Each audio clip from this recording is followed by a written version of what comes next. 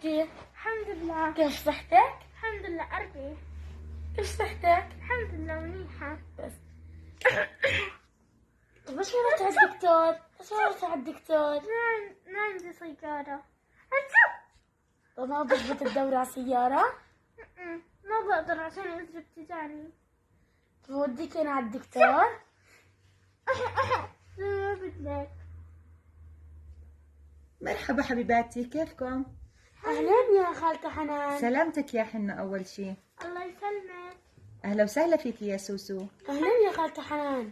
شو أخبارك؟ الحمد لله. شرفتينا إنك زرتينا، وأنت كسبتي أجر لأنك زرتي مريضة، زرتي حنة طبعا. بس في ملاحظة لازم تنتبهي عليها حبيبتي، لأنك أنت هلأ زرتي حنة ويمكن لا سمح الله تزوري مريض تاني. شي الملاحظة اللي عملتيها اللي انتبهتي عليها؟ أنا خالتة أنا عرفت. إيش أنا هي؟ عرفت إني أنا جزتها. ما حطيت الفان على أنفي، هي جبستني وأنا مريضة. أكيد يا حنة، أنت هاي ملاحظتك صح، بس لازم كان عملتيها وهذا غلط، كان لازم حطيتي الفاينة على أنفك لما تعطسي.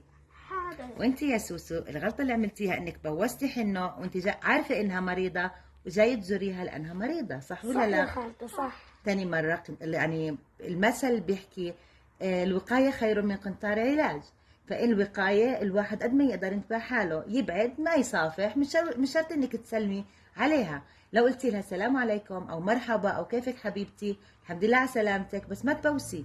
اوكي يا ماما؟ صح. وانت يا حنو سلامتك، ولازم تاني مرة تستخدمي الفاين وما تتركي حالك كمان بدون دكتور. في سيارات كتير وفي سيارات اسعاف، في حدا يساعدك كتير، ما تتركي حالك هيك، لازم تاخدي العلاج عشان انك تخفي وتطيبي، ما تنقل العدوى لغيرك.